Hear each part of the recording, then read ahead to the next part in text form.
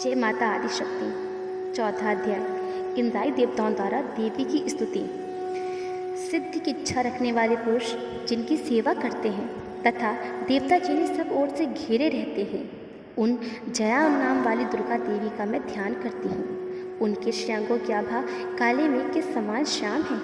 वे अपने कटाक्षों से शत्रु समूह को भय प्रदान करती हैं। उनके मस्तक पर आभा चंद्रमा की रेखा शोभा पाती है। वे अपने हाथों में शंख, चक्र, कृपाण और त्रिशूल धारण करती हैं। उनके 3 नेत्र हैं। वे सिंह के कंधे पर चढ़ी हुई हैं और अपने तेज से तीनों लोगों को परिपूर्ण कर रही हैं। ऋषि कहते हैं, अत्यंत पराक्रमी दुरात्मा महिषासुर तथा उसकी दैत्य सेना के देवी के हाथ से मारे जाने पर इंद्राई देवता प्रणाम करने के लिए गर्दन झुकाकर उन भगवती दुर्गा का उत्तम वचनों द्वारा स्तवन करने लगे। उस समय उनके सुंदर अंगों में अत्यंत हर्ष के साथ रोमांच हो आया था। देवता बोले, संपूर्ण देवताओं की शक्ति का समुदाय है जिनका स्वरूप है तथा जिन देवी ने अपनी शक्ति से संपूर्ण जगत को व्याप्त कर रखा है। समस्त देवताओं और महर्षियों की पूजनीय उन जगदम्बा को हम भक्तिपूर्वक नमस्कार करते हैं। वे हम लोगों का कल्याण करें। जिनके अनुपम प्रभाव का बल का वर्णन करने में भगवान शेषनाग, ब्रह्मा जी तथा महादेव जी भी समर्थ नहीं हैं, वे भगवती चंडिका संपूर्ण जगत का पालन एवं अशुभ भय का नाश करने का विचार करें। जो पुण्यात्माओं के घर में स्वयं ही लक्ष्मी रूप में, पापियों के यहाँ दरिद्रता रूप से, शुद्ध अंतःकरण वाले पुरुष के हृदय में बुद्धि रूप से, सत्पुरुषों में श्रद्धा रूप से तथा कुलीन मनुष्यों में लज्जा रूप से निवास करती हैं, उन आप भगवती दुर्गा को हम नमस्कार करते हैं। देवी, आप संपूर्ण विश्व का पालन कीजिए। देवी, आपसे इस अचित रूप का असुरों का नाश करने वाले भारी पराक्रम तथा समस्त देवताओं और दैत्यों के समक्ष युद्ध में प्रकट किए हुए आपके अद्भुत चरित्र का हम किस प्रकार वर्णन करें। आप संपूर्ण जगत की उत्पत्ति में कारण हैं। आप में सतगुण, रजोगुण और तमोगुण ये तीनों गुण मौजूद हैं, तो भी दोषों के साथ आपका संसर्ग नहीं जान पड़ता। भगवान विष्णु, महादेव जी आदि देवता भी आपका पार नहीं पाते। आप ही सबका आश्रय हैं। यह समस्त जगत आपका अंशीभूति है, क्योंकि आप सबकी आदिभूत अव्यक्ता परा प्रकृति हैं। देवी, संपूर्ण यज्ञों में जिसके उच्चारण से सब देवता की तृप्ति का लाभ करते हैं, वह स्वाहा भी आप हैं। इसके अतिरिक्त आप पितरों की भी तृप्ति का कारण हैं। अतएव सब लोग आपको स्वधा भी कहते हैं। देवी, जो मोक्ष की प्राप्ति का साधन है, अचित्य महाव्रत स्वरूपा, समस्त दोषों से रहित, जितेंद्रिय तत्वों को ही सार वस्तु मानने वाला तथा मोक्ष की अभिलाषा रखने वाले मुनिजन जिनका अभ्यास करते हैं, वह भगवती पराविद्या आप ही हैं। आप शब्द स्वरूपा हैं। अत्यंत निर्मल ऋग्वेद, ऋजुवेद और उदितों के मनोहर पदों के पाठ से युक्त सामवेद का आधार भी आप ही हैं। आप देवी त्रिय और भगवती हैं। इस विश्व की उत्पत्ति एवं पालन के लिए आप ही वार्ता के रूप में प्रकट होती हैं। आप संपूर्ण जगत की घोर पीड़ा का नाश करने वाली हैं। देवी, जिससे समस्त शास्त्रों के सार का ज्ञान होता है, वह मेधा शक्ति भी आप ही है। दुर्गम भव सागर से पार उतारने वाली नौका रूपा दुर्गा देवी आप ही हैं। आपकी कहीं भी आसक्ति नहीं है। कैटभ के शत्रु भगवान विष्णु के व्रज स्थल में एकमात्र निवास करने वाली भगवती लक्ष्मी तथा भगवान चंद्रशेखर द्वारा सम्मानित गौरी देवी भी आप ही हैं। आपका मुख मंद मुस्कान से शोभित निर्मल पूर्ण चंद्रमा के बिंब का अवलोकन करने वाला तथा उत्तम स्वर्ण की मनोहर कांति से कामनीय है। तो भी उसे देखकर महिषासुर को क्रोध हुआ और सहसा उसने उस पर प्रहार कर दिया। यह बड़े आश्चर्य की बात है। देवी, वही मुख जब क्रोध से युक्त होने पर उदय काल के चंद्रमा की भांति लाल और तनी हुई भौहों के कारण विकराल हो उठता है, तब उसे देखकर जो महिषासुर के प्राण तुरंत नहीं निकल गए।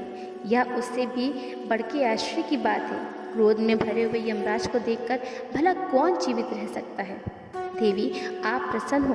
परमात्मा स्वरूपा आपके प्रसन्न होने पर जगत का अभ्युदय होता है।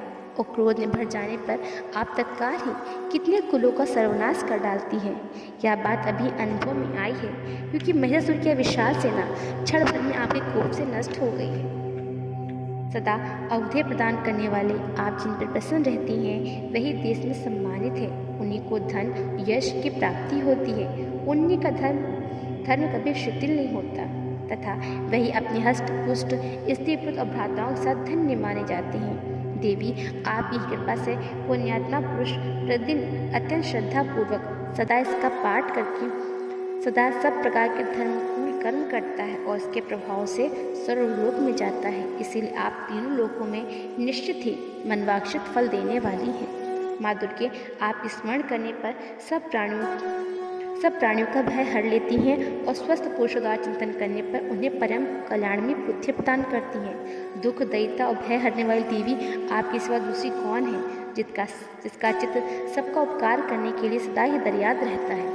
देवी, इन राक्षसों के वर्णित संसार को सुख मिले तथा ये राक्षस चिरकाल तक नरक में रहने के लिए भले ही पाप करते रहे हों, इस समय संग्राम में मृत्यु को प्राप्त होकर स्वर्गलोक जाए, निश्चय यह सोचकर आप शत्रुओं का वध करती हैं। आप शत्रुओं पर शस्त्रों का प्रहार क्यों नहीं करती? समस्त अस्त्रों को दृष्टि मात्र से भस्म क्यों नहीं कर देती? इसमें भी यह एक रहस्य है कि शत्रु भी हमारे शस्त्र से पवित्र होकर उत्तम लोक में जाए। इस प्रकार उनके प्रति भी आपका विचार अत्यंत उत्तम रहता है। खड़ग के तेज पुंज की भयंकर दीप्ति से तथा अपने शूल के अग्रभाग की घनीभूत प्रभा से चौंधिया कर जो असुरों की आंखें फूट नहीं गई, इसमें कारण यही था कि वे मनोहर रेशमियों से युक्त चंद्रमा के समान आनंद प्रदान करने वाली आपके सुंदर मुख का दर्शन करते थे। देवी, आपका शील दुराचारियों के बुरे बर्ताव को दूर करने वाला है। साथ ही यह ऐसा रूप है जो कभी चिंतन में आ ही नहीं सकता तथा जिसकी कभी दूसरों के साथ तुलना नहीं की जा सकती, तथा आपका बल और पराक्रम तो उन दैत्यों का भी नाश करने वाला है जो कभी देवताओं के पराक्रम को नष्ट कर चुके थे। इस प्रकार आपने शत्रुओं पर भी अपनी दया प्रकट की है। वरदायी देवी, आपके इस पराक्रम की किसके साथ तुलना हो सकती है तथा शत्रुओं को भय देने वाला एवं अत्यंत मनोहर ऐसा रूप भी आपके सिवा कहाँ है? हृदय में कृपा और युद्ध में निष्ठुरता, ये दोनों बातें तीनों लोक में केवल आपके भीतर देखी गई है। माता, आपने शत्रुओं का नाश करके इस समस्त लोकी की रक्षा की है।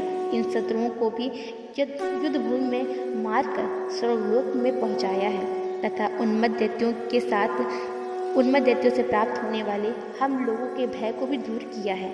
आपको हमारा नमस्कार है। देवी, आप शूल से हमारी रक्षा करिए।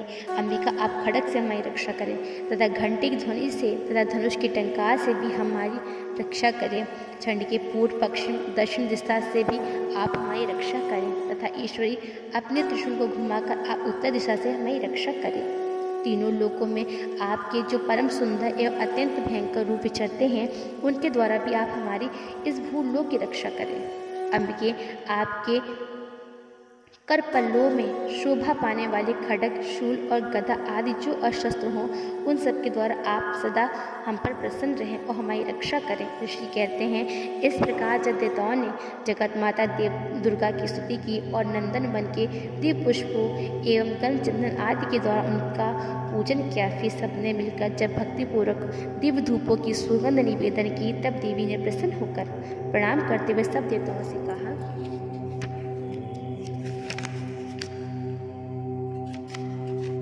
देवी बोली, देवताओं, तुम सब लोग मुझसे जिस वस्तु की अभिलाषा रखते हो उसे मांग लो। देवता बोले, भगवती ने हमारी सारी इच्छा पूर्ण कर दी है, अब कुछ भी बाकी नहीं है, क्योंकि हमारा यह शत्रु महिषासुर मारा गया है। महेश्वरी, इतने पर यदि आप हम पे प्रसन्न हैं, हमें वर देना चाहती हैं, तो हम जब जब आपका स्मरण करें तब आप हमें दर्शन देके हम लोगों के महान संकट को दूर कर दिया करें तथा प्रसन्न मुख वाली अंबिके, जो मनुष्य स्रोत द्वारा आपकी स्तुति करे उसे वित्त, समृद्धि, वैभव देने के साथ ही उसकी धन और स्त्री आदि संपत्ति को बढ़ाने की सदा हम पर प्रसन्न रहें। ऋषि कहते हैं, राजा, देवताओं ने जब अपने तथा जगत के कल्याण के लिए भद्रकाली देवी को प्रसन्न किया, तब वे तथास्तु कहकर वहीं अंतर्ध्यान हो गई। भोपाल। इस प्रकार पूर्व काल में तीनों लोगों का हित चाहने वाली देवी जिस प्रकार देवताओं के सही से प्रकट हुई वह कथा मैंने कह सुनाई। अब पुनः देवताओं का उपकार करने के लिए वे देवी दुष्ट दैत्यों तथा शुंभ निशुंभ का वध करने के लिए, सब लोगों की रक्षा करने के लिए गौरी देवी के सही से जिस प्रकार प्रकट हुई वह प्रसंग मेरे मुख से सुनो। मैं तुमसे उसका यथावत वर्णन करता हूँ।